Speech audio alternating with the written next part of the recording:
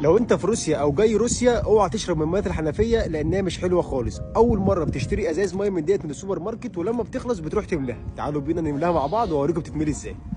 الدنيا بتمطر تلج زي ما انتم شايفين، وعايز اقول لكم ان المكنه ديت موجوده في كل مكان، موجود منها بتاع 5 6 10 يعني.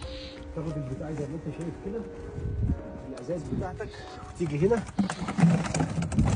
تحط ازازتك كده اهي وتقفل عليها.